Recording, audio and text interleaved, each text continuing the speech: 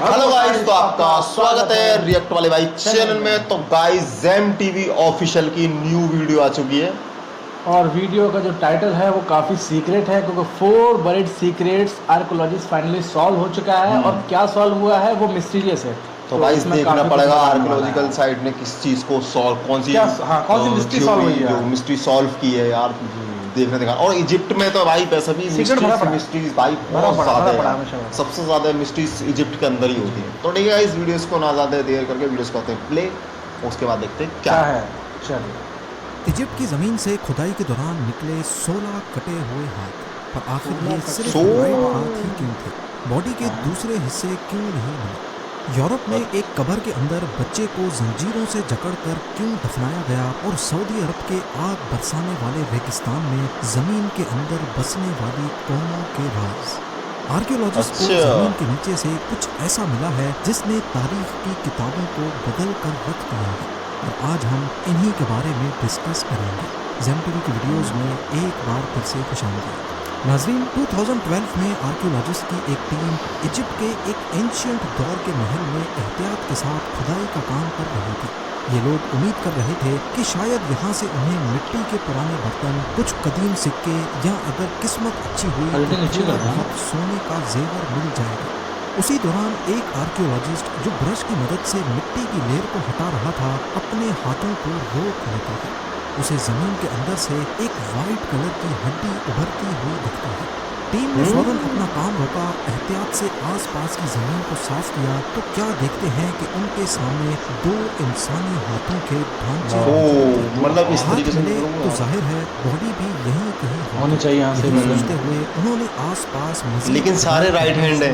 हाँ वही तो कोई बॉडी की लेफ्ट तलाश हैंड में नहीं जो है, सारा खुदाई राइट की गई, हैंड है। उससे उन्हें जमीन के अंदर 3 बड़े गड्ढे नजर आए जिन्हें मिट्टी डालकर तीन बंद अलग-अलग। किया गया था। उन्होंने सोचा शायद उन्हें कब्र मिल चुकी है, पर नहीं। इन गड्ढों में एक नहीं, 2 नहीं, कई इंसानी हाथ भरे हुए थे जिनकी टोटल तादाद 16 थी।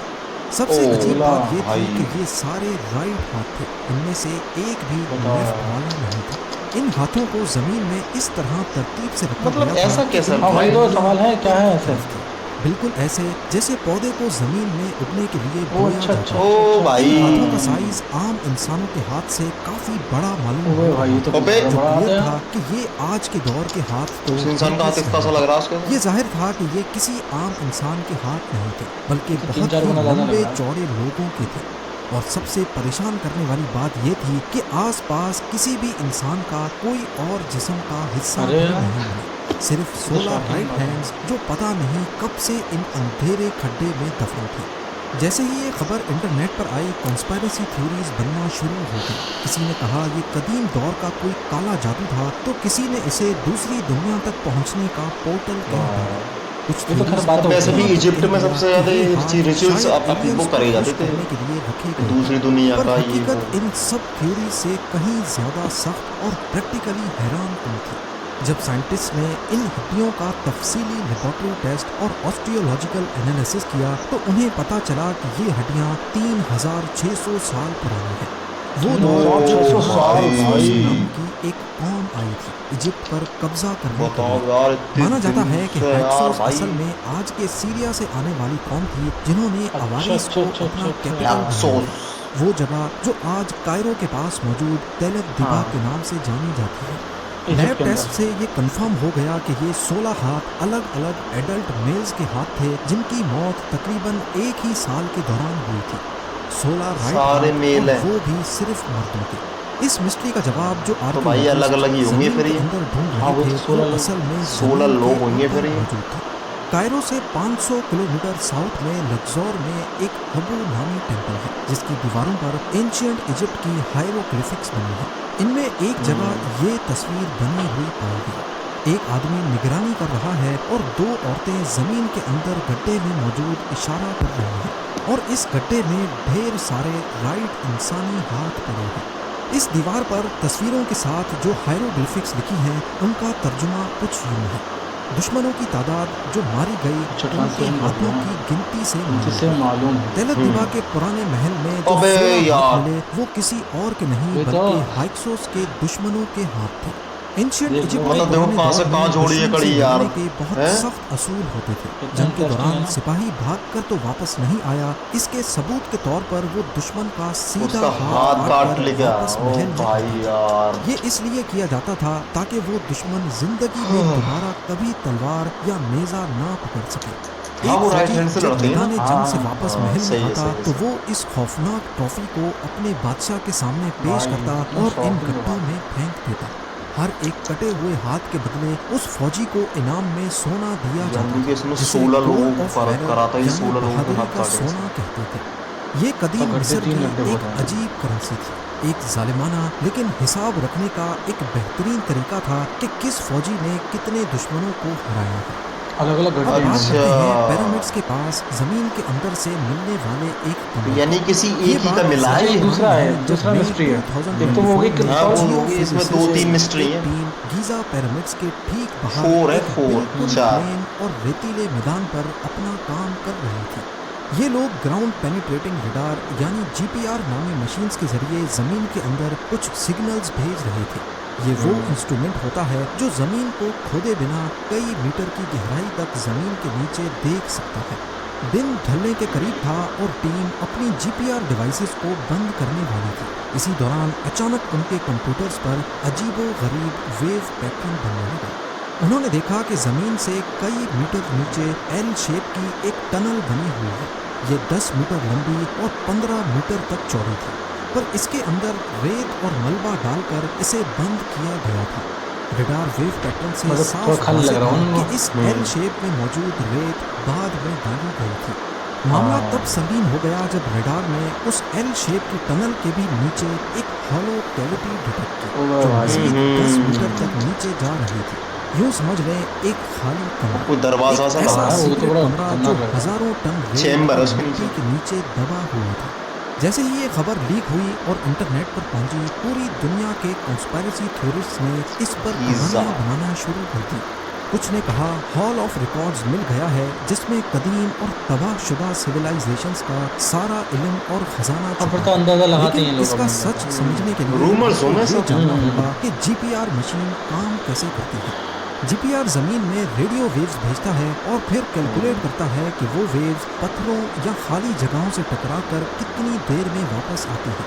जब माहिरीन ने इन वेव्स के डाटा को बारीकी से स्टडी किया तो एक बहुत ही सिंपल लेकिन जीनियस बात सामने आई। वो अजीब एल शेप और खाली जगह असल में एक बहुत बड़ी खोदी गई ट्रंच थी, जिसे बाद में बारीक लाइमस्टोन और रेत से भर दिया गया। अच्छा। आर्कियोलॉजिस्ट का ख्याल है कि ये एल शेप्ड स्ट्रक्चर असल में एक रास्ता था जो नीचे मौजूद असली मकबरे या किसी खास कमरे तक जाता था। एंशिएंट इजिप्ट में जब कोई बड़ा ऑफिशियल मरता था तो उसकी कब्र के ऊपर ऐसे ढांचे बनाए जाते थे ताकि नीचे मौजूद कब्र महफूज रहे। इस स्ट्रक्चर की सबसे अजीब बात यह है कि इसे रेत से भर दिया गया था। इसका मकसद कब्र को चोरों से बचाना भी हो सकता है ताकि डाकुओं को लगे कि यहाँ सिर्फ रेत है और वो असली कब्र तक ना पहुँच सके।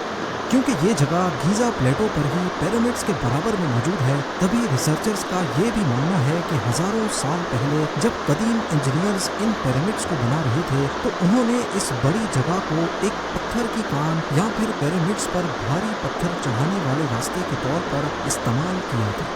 जब पिरामिड पूरा हो गया तो उन अजीम और होशियार आर्किटेक्ट्स ने अपनी कंस्ट्रक्शन का सारा गंद साफ किया, उस बड़ी खाई को रेत और मिट्टी से भर दिया ताकि पिरामिड के इर्द गिर्द की जगह बिल्कुल फ्लैट और खूबसूरत दिखे। गीजा प्लेटो एक सेक्रेट जगह है जहाँ पर फिजिकली खुदाई करना कई कीमती चीज़ों को नुकसान पहुँचा सकती है, तभी यहाँ किसी किस्म की एक्सकवेशन की इजाज़त नहीं है।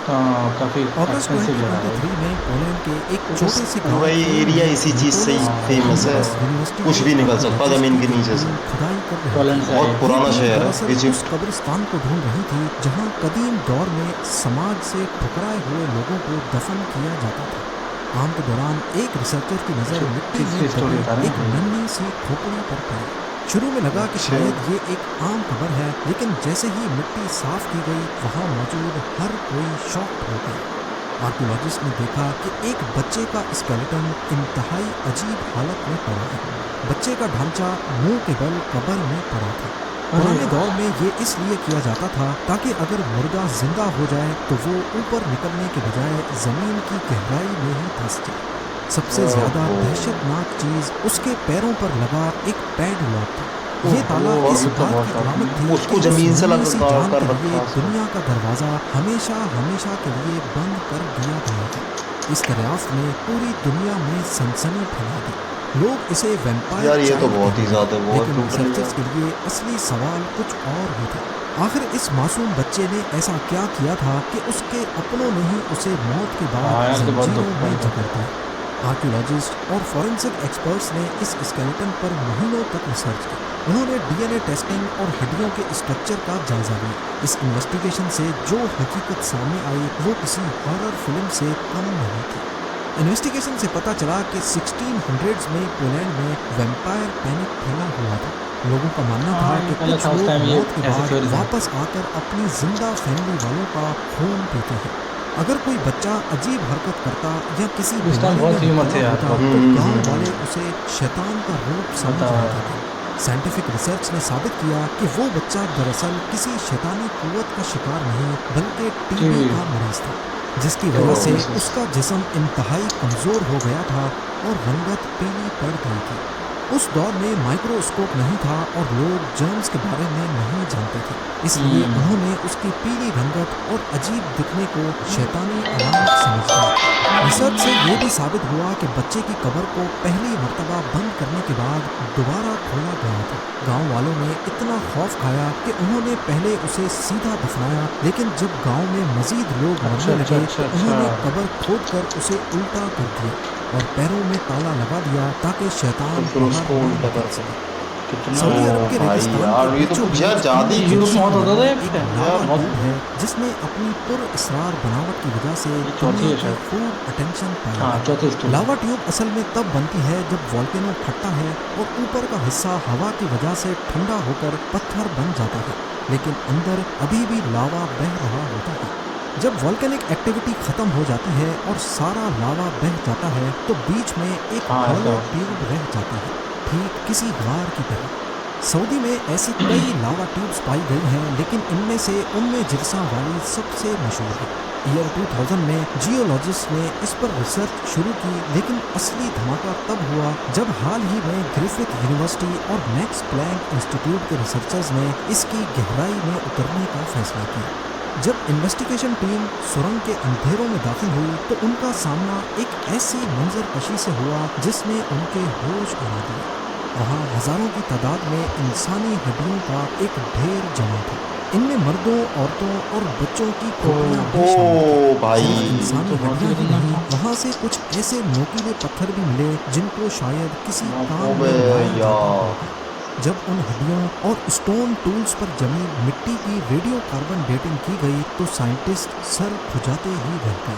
हाँ, इनमें से ये कई mystery भरी हड्डियां पड़ी हैं 7000 साल से बहुत भी ज्यादा पुरानी यार। थीं। इन्वेस्टिगेशन से ये भी पता चला कि ये लावा ट्यूब सिर्फ एक घर नहीं बल्कि एक स्ट्रेटेजिक 7000 जहाँ से साल। पुराने दौर के चरवाहे हाँ। अपने जानवरों को लेकर गुजरते थे ताकि सहरा की झुलसाने वाली धूप से भी बच सकें और लुटेरों से भी। सुरंग की दीवारों पर मिलने वाली रॉक आर्ट ने इस राज से भी पर्दा उठाया कि उस जमाने में यहाँ भैंसें और बकरियाँ पाली जाती थी, जो इस बात का सबूत है कि 7000 साल पहले का अरब पेनिनसुला आज के मुकाबले में कहीं ज्यादा हरा भरा था। उस जमाने में लोग जमीन के नीचे छुपी हुई इन गारों में रहकर खाना बदोश लुटेरों से खुद को महफूज रखते थे और जंगली जानवरों के हमले से भी बच सकते थे। इस बारे में आपकी पहले क्या बेचारे राय यही है? रहता था मुझे खान कमेंट पीन सेक्शन में। में जरूर बताइएगा। उम्मीद है ज़ेम टीवी की ये वीडियो भी आप लोग भरपूर लाइक और शेयर करेंगे।